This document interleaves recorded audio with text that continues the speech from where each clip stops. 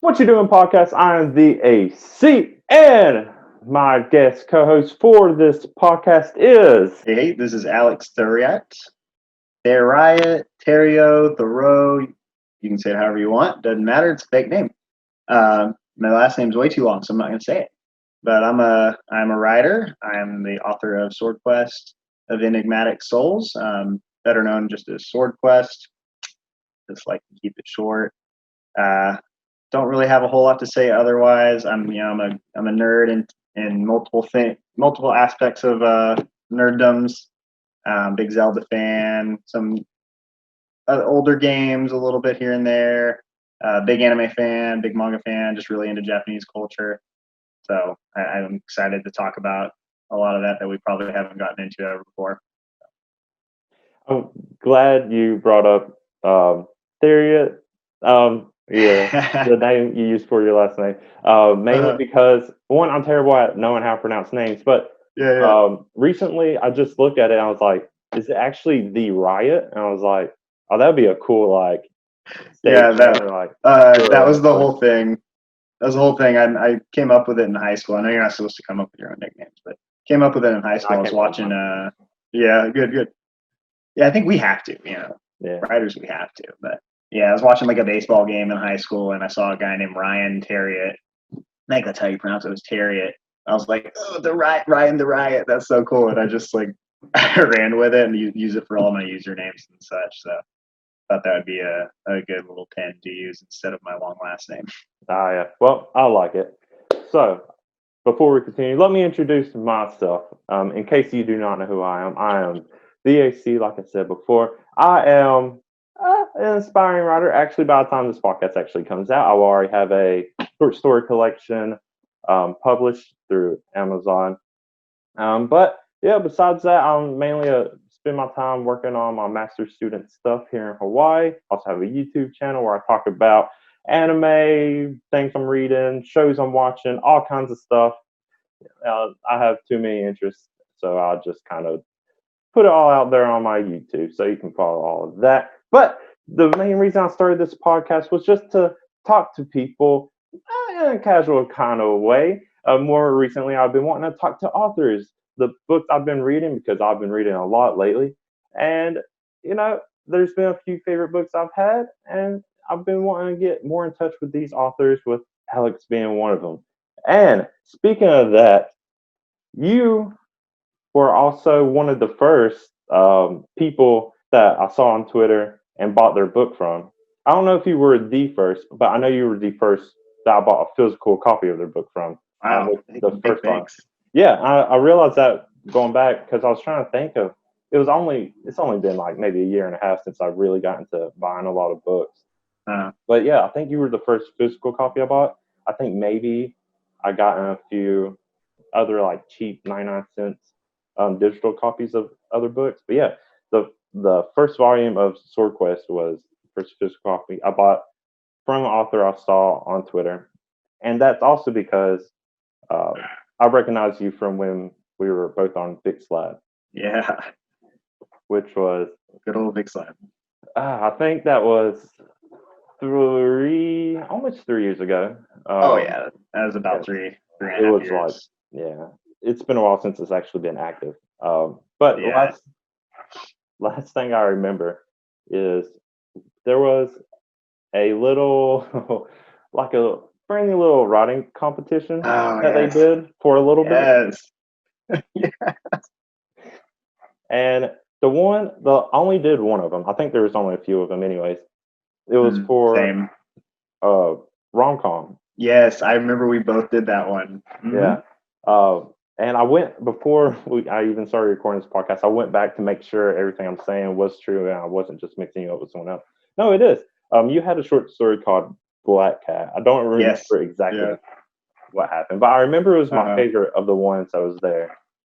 Yeah, I remember your comments. I think it was like the debates in the comments about who should win. Everybody's kind of like, speaking their piece. And somebody was, I don't remember which one yours was. You'll have to remind me because I did read them all. I remember reading them all, I'm pretty sure. And you were the only one that was like, what? I thought Black Cat was pretty funny. Other people are saying it was more like drama. but it was not meant to be drama. It was meant to be like corny and pretty parody-ish. Mm-hmm. Yeah, there was a lot of the debate was about like people apparently have a different sense of comedy, and it makes sense. Yeah, But I was like, it's all. Yeah. Some people thought others were hilarious, and I was like, I don't know what you would find funny about that. And then I was like, well, I thought yours was funniest, and it still had the romantic twist or turn at the end. And then, of course, I don't know what my sense of humor actually is until I read something, and then I find it funny. I use myself enough because I'm just weird, and the stuff I do. For sure, same. But so I didn't care how people took mine, but the other people's opinions on everyone else's stuff just seemed to be the opposite of mine. But mine was about. Mine was simple. It was about a guy that gets his cell phone mixed up with this other girl at a diner, and it's just pretty much about them just missing each other to get the contact. Are they taking a bus or something? Yeah. And they just keep. Yeah. I remember that was the one that I liked too. So. Yeah, it was something like. I think didn't you win? Nobody won. We couldn't decide on anything. Nobody decided on a winner. Oh, that's great. I remember voting for you because obviously we couldn't. Yeah, I voted for you. But and then everybody else was just voted for the other people. So, but yeah, I thought that was actually fun to do. Yeah, it was good. The judging situation, and it was just a nice exercise for me because I write a lot of short stories, but that was the quickest one I probably wrote. It was short, but really, sometimes it took me almost 2 years to write the last one I wrote because I get distracted and just write a bunch of random stuff. Man, that was the first short story I've ever written. I just came up with it very randomly too. I was actually kind of impressed. It was really fun to do. It took me only a few, for a short story, maybe shouldn't take a few days with a simple prompt, but I still had a lot of fun with it. It kind of made me want to do more. But when you're trying to write other stuff, it's pretty hard to. Oh yeah, and focus on stuff like that. Yeah, and it's a shame that Vic's Lab died out pretty much right after that. Vic's Lab. It was kaput. Yeah, it was nice just to have that little. It was a good community. Yeah, just to read each other's stuff and comment and all that. But yeah, there were some really helpful people on there too. I remember. Oh gosh, I remember at least two people. A guy named Justice, and then somebody named I think it was Kyron Knightsbridge. Oh yeah, that name sticks out a lot. Their writing was fantastic, like really, really good. I remember just reading some of their passages and it blew me away. I was like, "What do you do? What are you doing?" Yeah, I remember they never posted like any links to stuff that they were writing or publishing. So I was surprised because their writing was really good. Yeah. I'll have to look into that. I think I followed them on Twitter. Yeah, I think I know I was following Kyron or whatever the name is. I haven't seen anything about him in a while. But yeah, I don't know. I know those two were also like some of the last two to come in before it died also. Right. But yeah, no, there's other people from Vic's Lab I've been keeping track of. I know Joshua Piedra. I've been reading his books, and then Carrie Mills with Blue Collar Hero or something like that. Yeah, so a lot of those books I've been keeping up with because they publish them so I can read them. But yeah, no, let's just talk more general about why you became a writer and your inspirations and when and all that sort of thing. Yeah, for sure. So I mean, I've really been writing. And I've been writing the same story, Sword Quest, since I was probably 11 years old. Man, so 17, about 17, almost 18 years I've been writing the same story. Obviously, when I was 11 years old, I was just kind of scribbling in a little makeshift paper book that my mom tied together with some little green ribbon. I actually still have that to this day too. When I was rewriting the first two volumes of Sword Quest, I kind of like would draw up from that for a little bit of inspiration, just keep the nostalgia fresh in my head. And it actually came across a lot with little kind of some silly things, probably like in the naming sense. You'll probably notice there's some really like kind of weird, cringy names for like forests and volcano of disasters and stuff like that. That it's something I came up with as an 11-year-old, and I was like, you know what, I'm keeping it in. that's just gonna be part of the feel of the book is weird naming. So. Oh no, as far as names go, I am probably the worst when it comes to making up names because most names Oh, it's I come up hard. with are just made up. Like Yeah. I might as well just be throwing random letters together and Right. try to make them sound like something. But yeah, Mm-hmm. no. The naming thing, Oh yeah. I didn't notice any weird names. If anything, I like unique names that Mm-hmm. should, that aren't common or that I didn't know didn't exist. Yeah, I definitely have a lot of weird character names like that too, like Quintal. That was one I created. Then when I was 11 too, was Quintal. I was like, I don't know how that random bungle of word or phrases just came out of my head, but I like it. He's my favorite character now. So Yeah, I like that but name too, and character. yeah, he's good. He was actually originally when I first wrote that, he was meant to be kind of like a villain in a way. Like Oh, he was just kind of like a bully that would bully Cedric, who was oh. also I don't know if you really are a Harry Potter guy. Mhm. Yeah, good. So I think the very beginning of it, I started off as a little bit of like a fanfic from Harry Oh, Potter. Cedric was actually Godric. He was going to be kind of like a inspiration of Godric Gryffindor, hmm. and the red sword was Gryffindor's sword. That's kind of like Wow. how I guess first got the idea, and then just kind of took off from there because I had a lot of time, had a lot of free time as a child to just be creative and go play in random spots. So that's literally how I came up with so many of my ideas. So, I mean, that's kind of how it went. Just through my high school years, I would just write a little bit here and there, and dropped off for probably like 3 years, didn't write anymore. Mm. And once I got into college, for some reason, I started getting into anime, and there was one show in particular, anime called Kingdom. If you've heard of it, it's based off of a very very popular manga in Japan, Kingdom. Super sick show, like super sick manga. There's a reason it's very highly acclaimed in Japan. It's just it's all about war, military, which obviously that's comes across in my books. So just the strategy kind of and just the grit that comes into characters that are fighting in the war. Always something that interested me. So shows like that, Fate Zero, Fate Stay Night, and stuff like that just kind of gets the blood boiling. So that got me right back into it, and gave me the inspiration I really needed to get back into writing. And so I kind of scrapped a lot of the kind of trashy kid stuff I had in the first book and recreated it. And I kind of just kept writing ahead. So at this point, right now, I'm actually probably written about into the 6th volume of the book. Oh, but I have a big gap. I have a gap probably between like 3 and 4 to cover, and I have like pretty much volume 5 and 6 already written. So the hard part was actually going back and rewriting, like just completely rewriting volume 1 and 2. But I had a lot of fun with volume 2 for sure, because that's where the action obviously happens. Volume 1 is a little bit more set up. So that's pretty much it, man. I mean, I'm a slow burner. I'm a slow writer. I'm not always not always writing as much as I want, just with life getting in the way. So yeah, that's why I've only released 2 volumes before already. And who is it? Josh Pedra.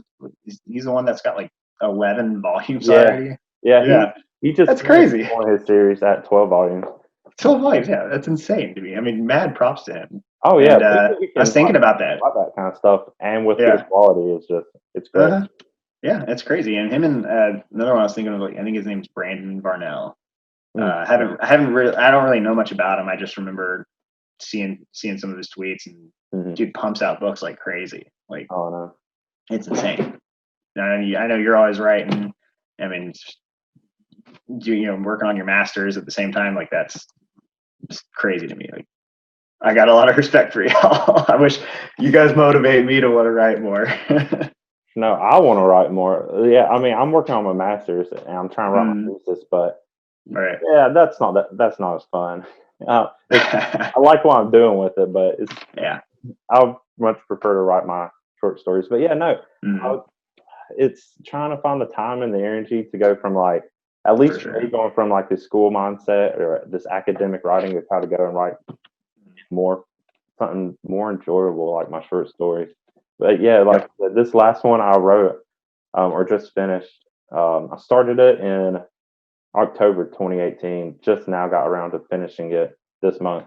Okay. So it was almost 2 years, and I was like, yeah, I'm not really putting much time into it. But like Hmm. I started writing as a hobby, so it's not like it's a Yeah, career same. for me. So it's like when Hmm. I get the free time and energy to write, that's when I do it. And Sure.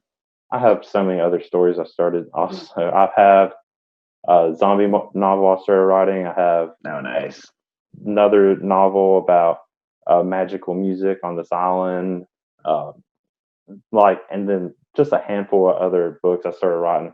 I'm just not a finisher, or it just takes me a long time.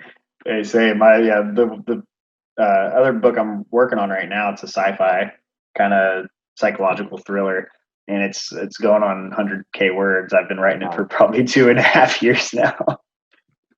So that's been something I've kind of balanced it with Sword Quest a little bit, and that's why one of the reasons I've been a little bit slow. But man, yeah, it's especially when you're writing anything that's remotely heavy. For me, like I have to be in the perfect mindset. I don't know if you're like that, but I have to be in the absolute perfect mindset, or I just can't form words.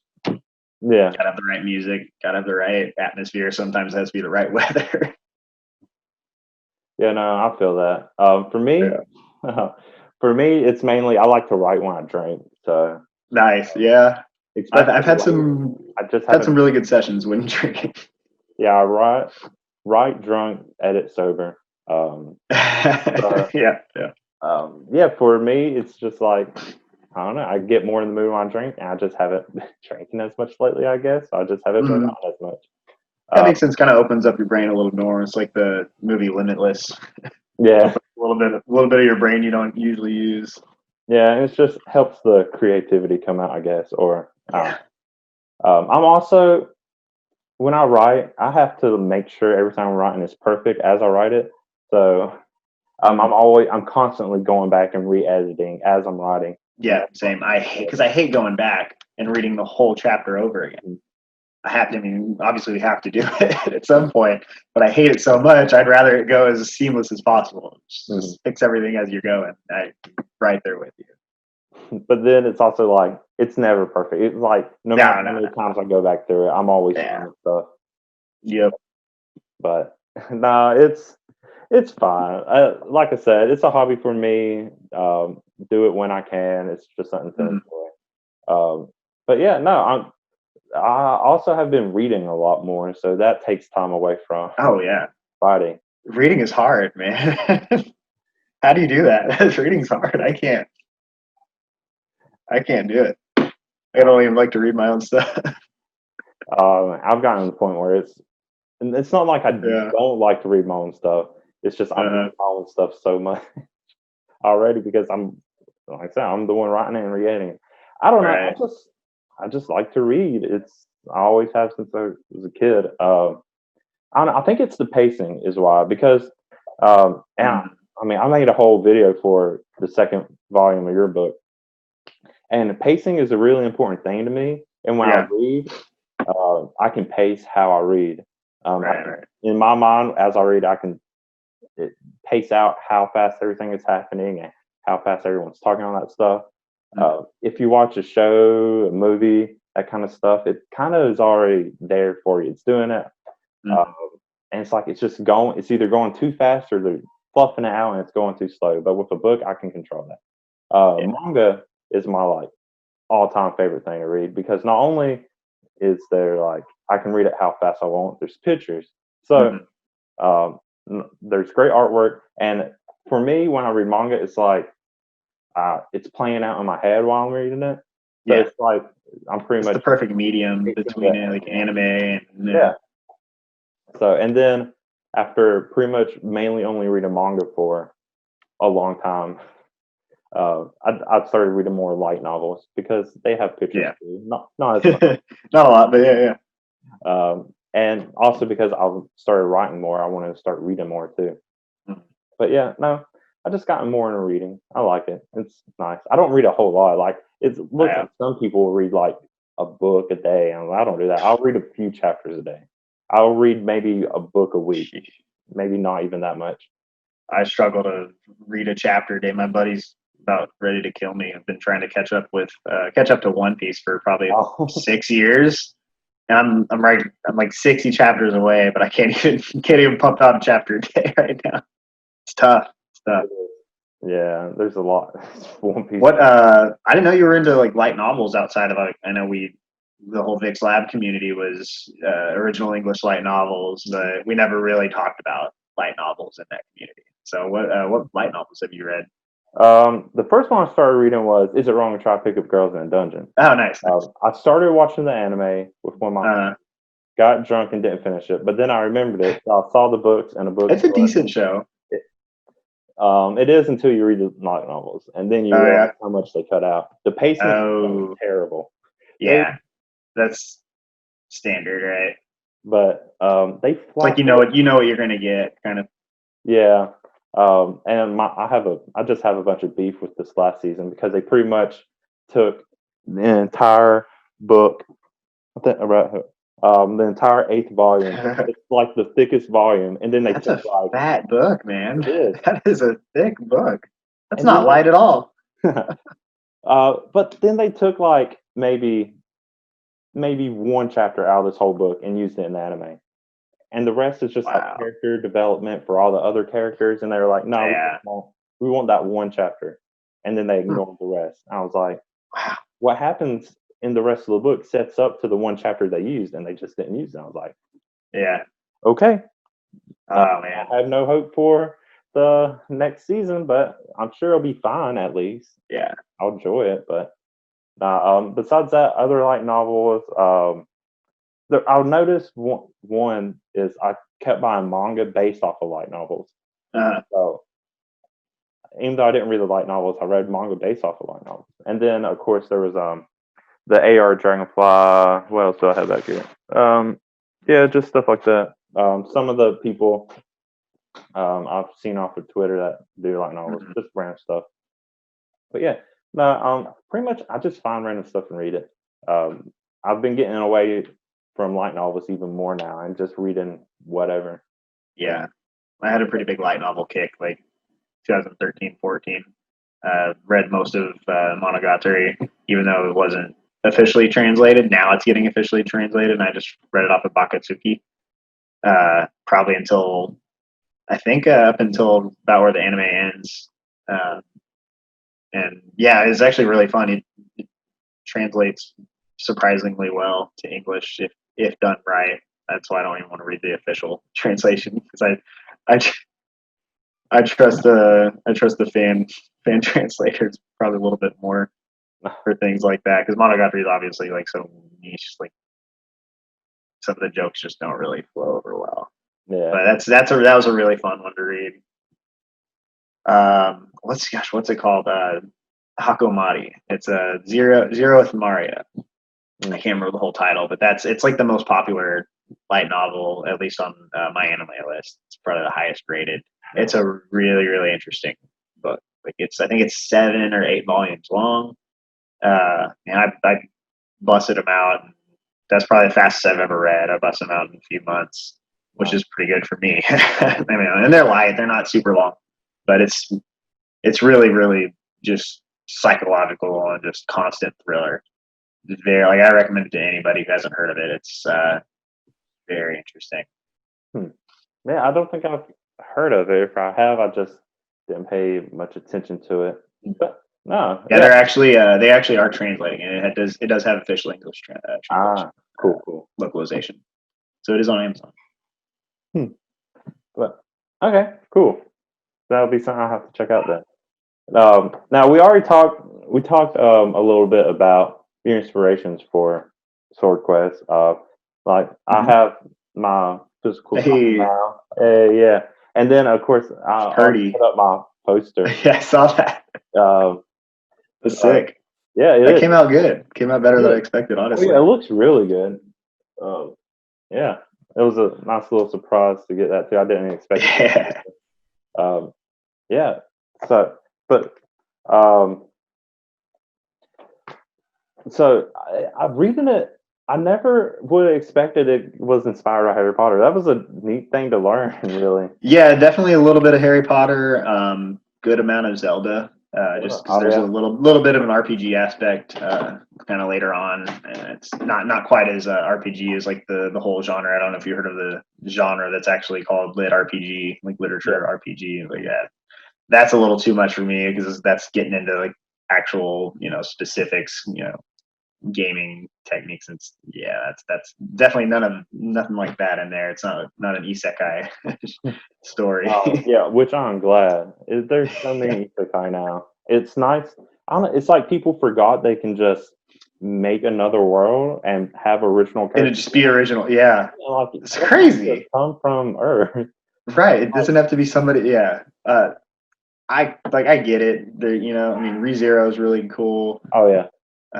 Shield Hero's decent. I mean, there's some I'm sure I'm forgetting. Konosuba My two obviously is favorites. great. Yeah. ReZero's great. Are you watching this season? Oh yeah. The second season? Yeah, I'm enjoying that for sure. Yeah. Oh yeah. Not as great as the first season, but maybe it's just because it's been so long. Yeah, and it's also that, and it's because like the whole season so far has just been this one arc. So Yeah. that it kind of feels like it's dragging on, but it's still like, Yeah, no best girl. Yeah. yeah. Best girl sleeping, so it doesn't help. Oh man, yeah, ReZero is a cool one. But no, Yeah. yeah, like I said, I don't, they're isekai. I get them. They're it's like you can imagine like maybe it'll happen to you and you get pulled to another world. Okay, Yeah. but then Yeah, it's just like self-insert. it's just been overdone. Yeah. Like they're almost down to like a formula to where they're at least somewhat enjoyable or like to watch. It's not Mhm. they're not bad. They're just No. they're okay and they're like there's something decent to watch. Yeah. But To an yeah, extent, it's just kind of feels recycled, yeah. but not all the time. Sometimes it's really well done. Oh yeah. But if you go to royalrain.com, Mm. it's just every story on that website that gets any kind of traction, isekai or lit RPG. Yeah. And so I'm sure some of them are good, but it's just there's a demand for that apparently. I can't remember which publisher it was, but a few years ago, I saw one of them was just like, "Yeah, we're not going to be accepting any more." I was like, "Good, thank you." Thank you. Yes, let's branch out. Let's revisit like actual just normal comedy or actual fantasy in a virtual world. I'm Uh, always down for that. oh yeah, me too. So we already talked about Quintel, and he's my favorite. Also, he's just a fun character to be. Um, where I can't remember if you said where Cedric or Mel came from yet, but I like their dynamic as friends, turned less friends for some of them. Yeah. But so where did the inspiration for Cedric and Mel come from? So originally, like, and Cedric and Mel were kind of always all three of them. This kind of funny. All three of them were set in stone from the get go. Yeah. Except Mel was kind of considered in my head to be Cedric's best friend, and he was more of a little bit kind of a sneaky guy like he is, but he was still considered more of a friend than Quintel, and Quintel was kind of like the bully type. And it just kind of revised as I revised it. Kind of he molded himself to be a little bit of a we'll call him an anti-hero, Mel. And Cedric's a little bit more, obviously, first at the start, he was kind of based on Godric Gryffindor, and obviously wiped that. Now I would say he's a little bit more of a mixture between Shin from Kingdom. We've talked about Kingdom a little bit. Shin from Kingdom and Kotaro from Rewrite. It's a visual novel from Key. Yeah, read a lot of visual novels too. And Rewrite's like probably my favorite. It's pretty great. It's really long. It's like 60, 70 hour visual novel. But it's funny too. Kotaro and Shin are both voiced by the same Japanese voice actor. So I always just kind of envision them a little bit similar, and so Cedric's character was based a little bit off of them, just in kind of they're a little bit they're polite in ways. No, not really Shin from Kingdom. They're polite in ways, and then they're just kind of silly and careless at other times. So I don't know if you notice that little dichotomy with Cedric. He's a little bit overly friendly sometimes, and at other times he doesn't care. He leaves a puddle of water in the middle of the hallway and lets Quintel bust his ass on it. So. No, yeah, it's great. It's a great friend dynamic they all have, and also like a nice friendly rivalry they all have too. So yeah, that is one of my favorite parts about the characterization in your book. And like, there's a lot of characters in this book, and yeah, for sure. They're the whole first volume is just introducing characters, which is I know is like a big no, but nah, I had to go for it. It was a setup volume. Yeah, no, it does. Like you say it's a no, or people think it's a no. It makes sense though. It's like it is easier for a reader to like get these characters, these newer characters throughout the series. But in an actual story, these characters already know a lot of other characters. It makes sense that they're already know about them and talking to them. So right, it's a lot of characters all at once. It's almost a little more. It's almost a little more forced when you just are spoon-fed characters, ceremoniously, gradually. It makes more sense for them to come up as the story would dictate. So that's kind of how I let it happen. Yeah, and I like it like that. I mean, in the book I'm writing, literally there's just pretty much all the characters in the book get dumped out at once. Nice. It's like they're all on a boat, and it's like, here's everyone that's going to appear in the book. There you go. I can appreciate that. And that happens like in the second chapter. Yeah. So I was just like, this is what makes the most sense to me. It doesn't make any sense to me if the character is on this boat full of people he's going to be interacting with, and then the characters don't actually pop up until later. That wouldn't make any sense to me. I like to know that they have a life before the story actually starts. Right. But yeah, you also talked about there's a lot of war and a lot of inspiration from Kingdom because of the war. Yeah. It was I'd say a pretty bold move to have like a war. I wouldn't say a war arc, but there's a bunch of battles. Mm-hmm. There's at least one that I remember in the first one that was really cool. And then, right? I'm not. Yeah, there's Yeah, and then there's a lot. Pretty much the entire second one is just right. It's just one. It's one night. The whole volume covers one night. Yeah, so it's just like 3 different battlefields in one night. And it just seems bold. You don't really see this level of like action and war and stuff until at least a little further into it. I like it because this war, like I said, their war was already happening. It's not like it's something new. And it adds to this, like, this stuff they had this life where this stuff was already happening. There's no need to wait. But it's also because, there's still story afterwards. It can still get bigger. Right. But it's not like this is it. Yeah, it definitely expands. I like this strong start. In the video I made, I praised the pacing of it even for all the war and the fights going on. There was only one thing. I said that it was the scope of the island. I wasn't sure. Yeah, the scope. Right. I remember telling you after, it was like, man, I'm always so self-conscious about like I'm not describing the scope of the area well enough. And I can never find, even though like I am somewhat aware of it, I can never find the best way to do it. Yeah. Without sounding like the size of a football field, kind of thing. But I mean, you describe everything else well. It's just like you said, everything happens in one night, and they're running from like they're out of a volcano, they're in woods, they're to the beach, all in one night. It's like, okay, yeah, a lot going on. Place smaller than I thought, and story wise and everything else, it works out great. It was that one moment I was like, actually, how big is this place? And it's like, Right. it could be small. I don't. It could be a lot bigger. It might just be this one part of the island that they're at. Is all. No, Mhm. it doesn't. For the story wise, it doesn't really matter. But for me, I could, but yeah, if it's something that, yeah, I can see how it would bog down the read a little bit.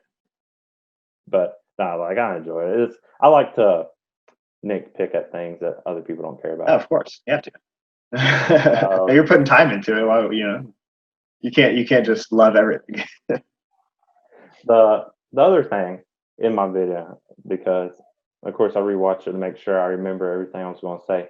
Mhm. I forgot in the video I made for the second volume, I put in a little rant that had nothing to do with you.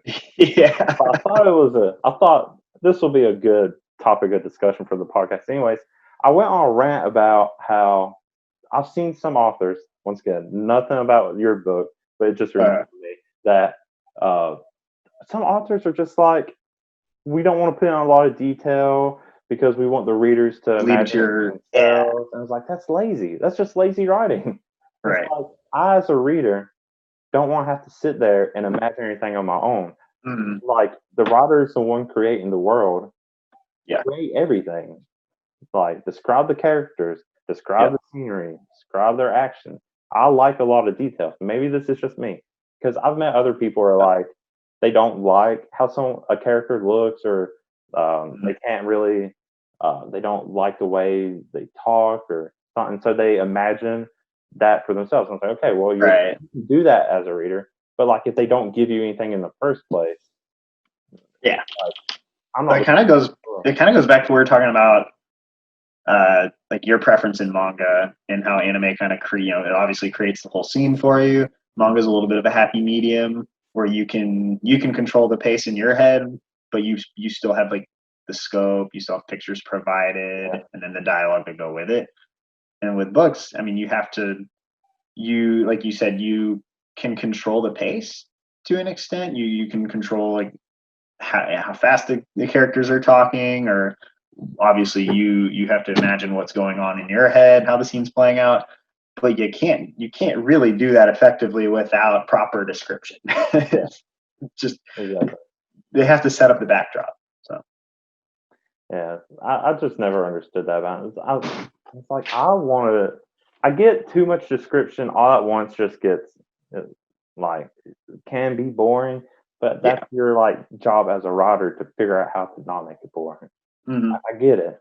That it takes some effort, but no, I was just thought this little rant. I was just like, yeah, it was good.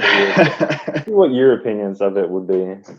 Oh, yeah, it definitely related. But yeah, no, it's fine. So before we, I guess, leave the topic of uh, the sword quest, you already said your favorite character, or Quintal is one of your favorites. I don't know if he's your exact favorite. Any of the He's pretty much other characters in the book besides these main three that you really like?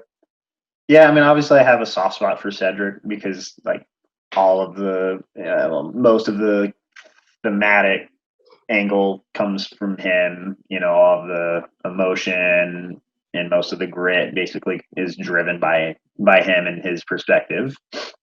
So obviously, I have to have love for him because it's he's the showcase that you have to write. Quintal for sure. I mean, I would say he's probably my favorite. I have really big plans for Quintal. Like beyond, I don't really care to. I can spoil a little bit. I mean, it's not like I don't have a huge cult following like I would want by now. But it's all work in progress there. But Quintal's probably going to play a part like beyond Sword Quest. Like if Sword Quest is a saga and its story ends, with its characters, we'll just say that Quintal. I have plans for Quintal beyond that. So he's definitely somebody that, at least in spirit, is going to live on, just because I like his character that much. Ah, cool. So yeah, he's definitely number one. There's another character, Haster, the blonde bandit, Yeah. kind of a jackass, kind of a frivolous guy. He's also right up there with Quintel, somebody that I really like enjoyed. He wasn't supposed to play that big of a part, but once I got to riding him, he demanded he demanded more time. So Oh yeah, no, he's a really cool character. yeah, and I think he'll be a little bit more thought provoking later on as well, and he'll have some cool little spoilers, little twists that he's involved in that add to the lore.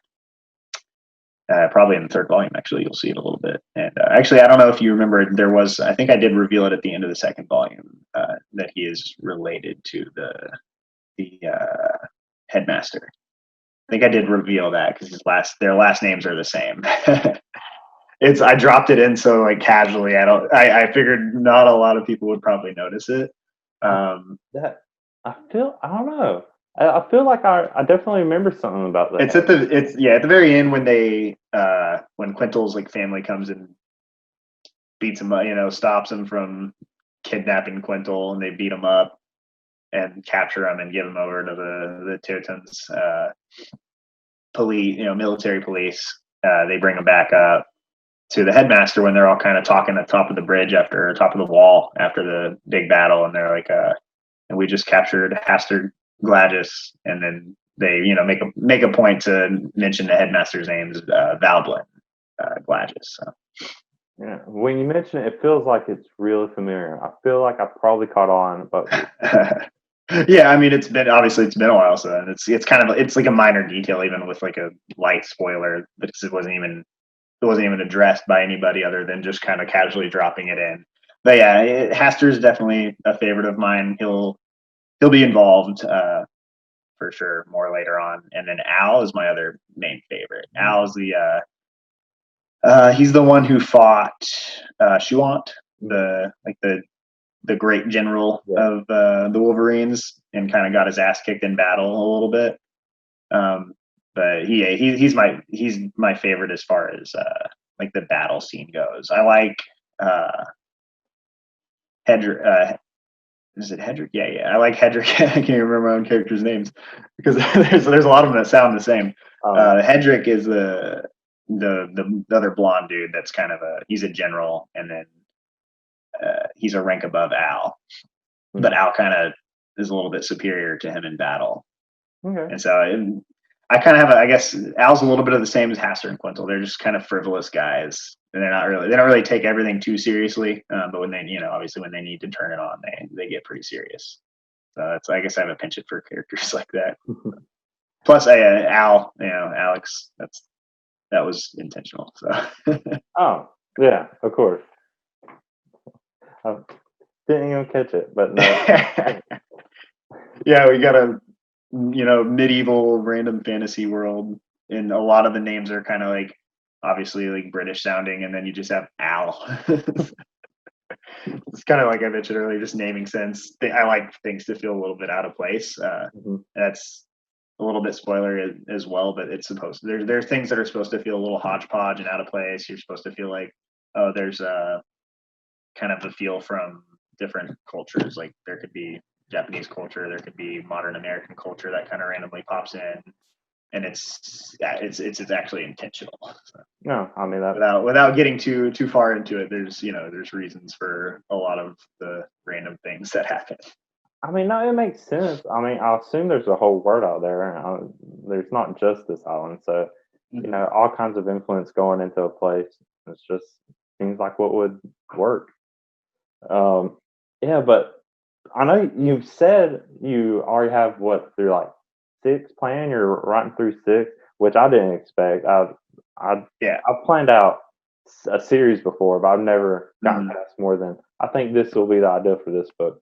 So it's cool that you already know what you're going to be doing for that many volumes ahead. But just a matter of getting there. For now, can you like tease or give me hints story wise for what's going to happen in the third volume? So third volume, into the second volume, and we might just go ahead and say it. Into the second volume, we already know I mean, it's kind of spoiled on the poster on the cover of the second volume that Cedric is the one that ends up pulling the red sword. So obviously that spoils the whole end of the first volume, but it wasn't really something I was too worried about. I almost put him holding the sword on the cover of the first volume. That's how little I cared about that climactic point. There was other things more like character development that I really cared about getting across. But this into the second volume, they kind of go through the whole night. Cedric decides he's going to take off with the sword. Kind of hijacks a boat from the Wolverines and takes off with his two of his soldier buddies. Which I think you mentioned too in your video that you had remembered if the soldier, I think Galgi and Rowland, they had showed up at all. They didn't show up at all in the second volume. They were only in the first volume, and they only showed up back in the second volume just to kind of help Cedric escape the island. Oh, yeah. And so the whole idea at this point is to get the sword away. And that's what the Wolverines are after. So the Wolverines, their idea is that they're going to follow Cedric wherever he goes, and along this mission that the sword is taking him on, that he doesn't even know what the heck he's in for. So third volume is going to be a little bit of the chase. I tease that at the end of the second volume with the other general from the Wolverines, Persia. He's kind of the guy who at the very beginning in the prologue of volume 1 gets his mouth like kind of cut open by Hedrick when he's wearing his armor. And so he has a grudge against Hedrick. The second volume, he's kind of tasked with going after Cedric. So that's going to be what's going on in the third volume. Is a little bit of extra action on the side. Shuant's going to have a little bit of the great general of the Wolverines. He's really I don't like writing him. He kind of scares me. I like writing villains, but he actually was inspired by, I don't know if you've ever read or watched the movie A Knight's Tale. Yeah. Yeah, he's the villain, the guy with curly-haired, black curly hair. The guy from, he's I don't remember what nationality he is, but he's he's like the prince or whatever. I think he's a general in the army there too, and he's the villain in that, and Shuan's totally based off of him down to like the curly hair. So, Nice. And just kind of like dark demeanor. So I have a lot of fun, but I don't enjoy writing him. I like it, but he's too creepy for me. Anyway, so he is going to be a little bit of action with him, and more of just kind of the chase and kind of getting into exploring the world. So there's a lot going on in the world, aside from just the two island states that are fighting. So you'll get to see a little bit of action from other states.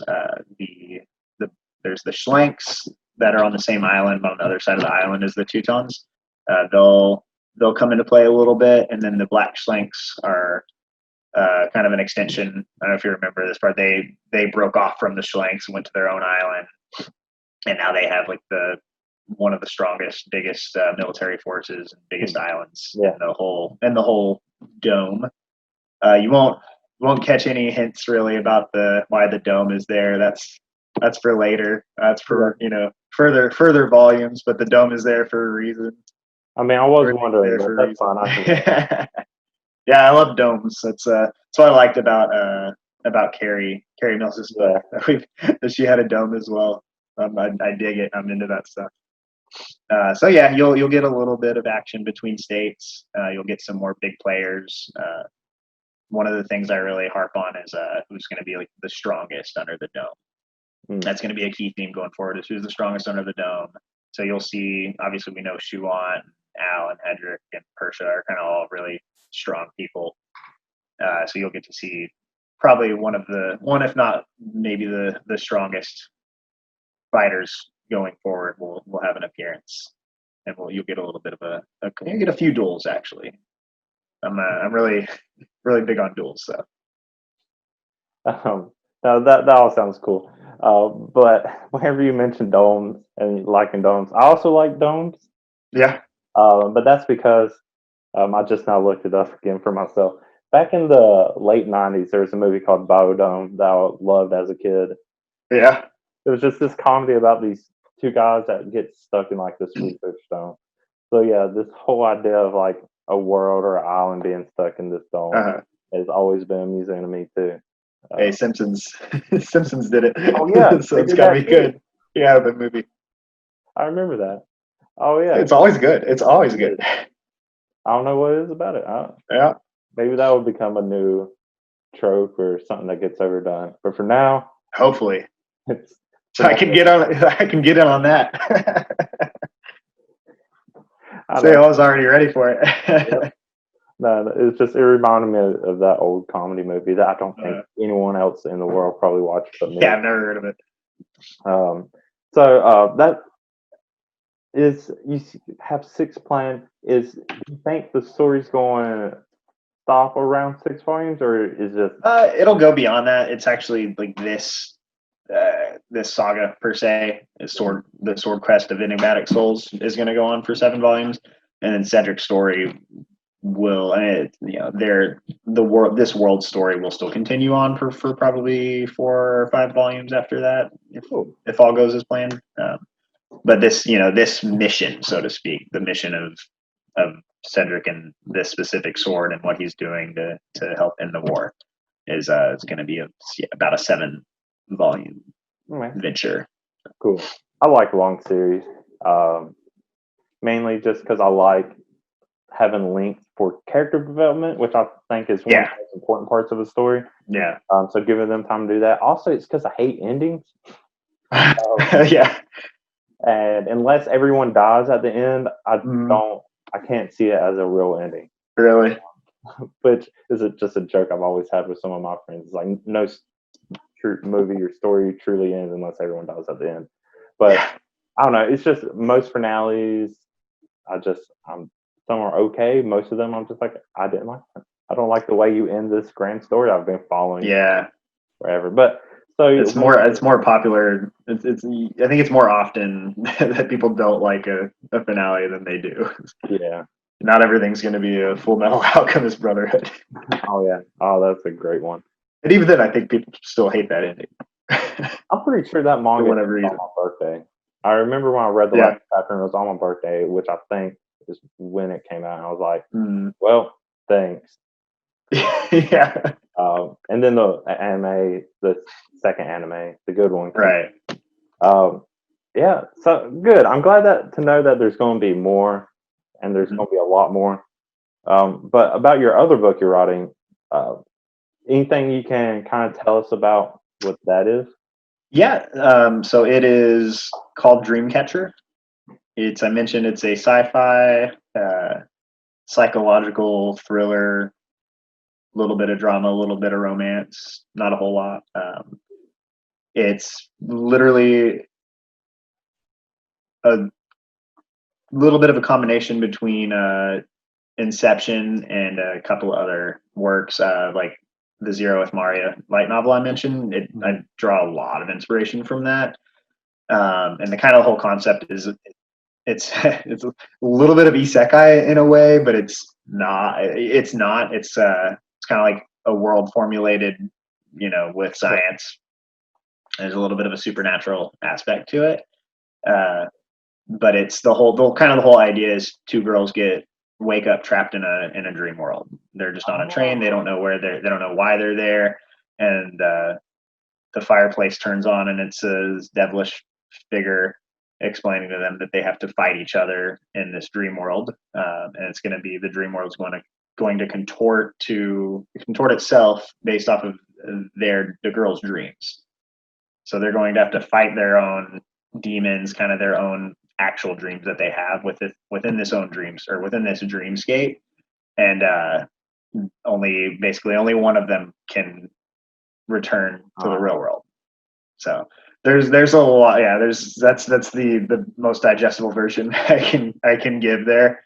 Sounds really because cool, there's a lot that goes into it, and at first it just kind of starts that way, and obviously you see the world expand a little bit more. So yeah, it's killing me how long it is though. So I'm actually in the last. It's the story's told in 3 parts. I'll go ahead and spoil that. It's actually 3 different. There's 3 different protagonists. 2 girls, and then they have a guide. And his perspective is also important. So Hmm. there you have there's two parts that are told by the girl's perspective, and then the last part's told by the other protagonist's perspective. So that's why it ended up being so long. I think the two girls' parts were about the same length, and then the last part so far is already twice the length of the first two parts, and it's still going. I have about probably like 15K words, 20K words. So I'm definitely going to bust out probably over 120. So it's not going to be a light novel, that's for sure. Oh no. No, that sounds really cool though. And no, I'm fine with big books. I remember when the Harry Potter series was coming out, every time, Yeah. at least up until the fifth one, everyone was like going on about how each book kept getting bigger. And it's like it was cool at that time to have these really thick books. And now people are like, yeah, we don't want the books to be too big.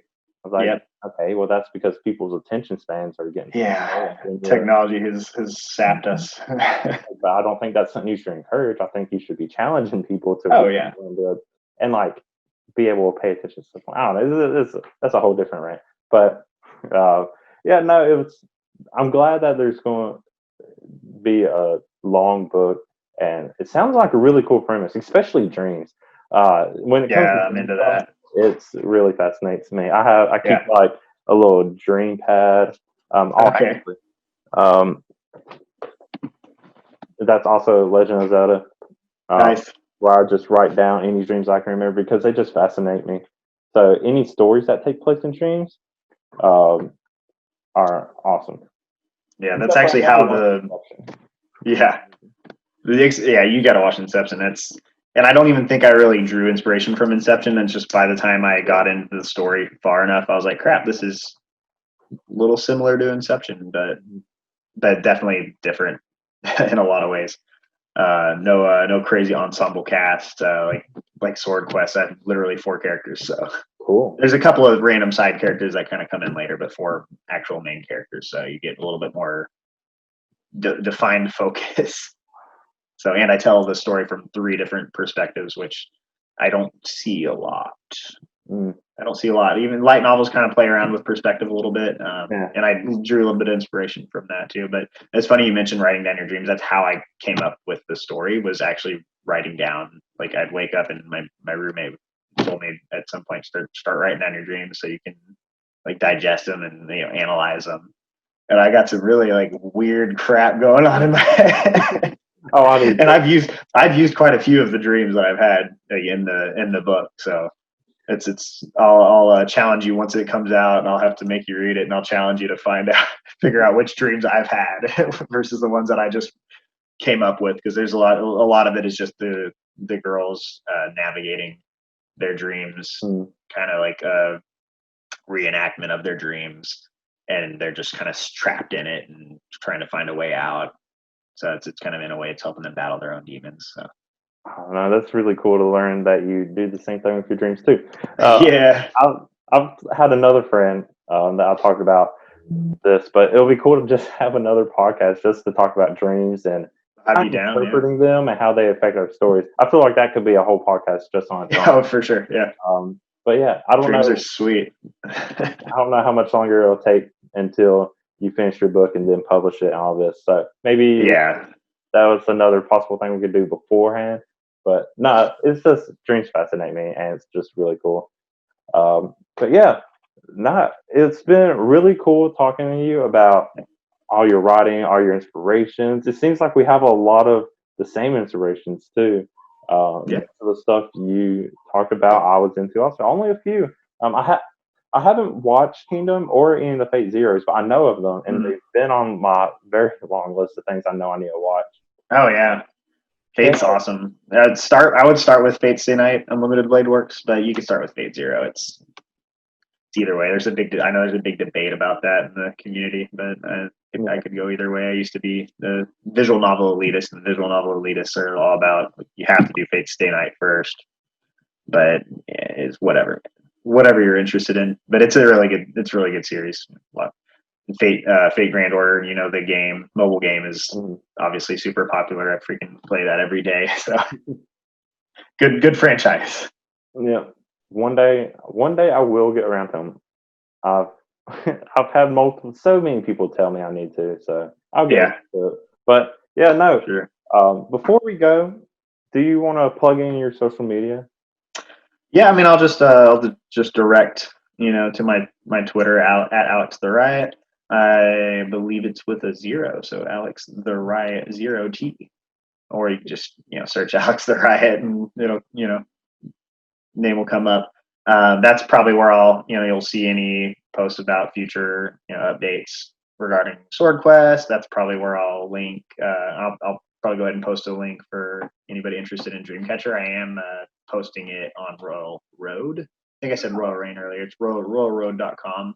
I am posting it live updates there. So Cool. probably like once a month when I post a chapter because they're getting really long now, so it takes me even longer to write them. But yeah, that's where I'll be posting anything to do with my books, anything anime wise. Yeah, cool stuff. Yeah, everyone follow him there. Also, if you haven't read his Sword Quest books yet, do it. There's 2 volumes so far. Catch up before he puts out the 3rd one, whenever that will be. I really recommend it. Really great book. But Thank you. I'll go ahead and plug my socials real quick for anybody who wants to follow me. It's Facebook and Twitter is the AC Stories, all one word. Instagram is the_AC_stories. And then, of course, my YouTube is the AC Stories. You can follow me and find me all there and all the stuff I'll talk about. But yeah, no, I want to thank you again, Alex, for joining on the podcast. It's been great. Yeah, well, can't wait to see what else you're going to be up to. But thanks, man. Yeah, it's been a pleasure. Oh yeah, and then thank you everyone else who has either watched the video version of this or listened to the audio version. Hope you enjoy it. Like I said, follow Alex, keep up with him and me if you won't. But this will be the end of Whatcha Doin Podcast. I'm the AC, and bye. Peace.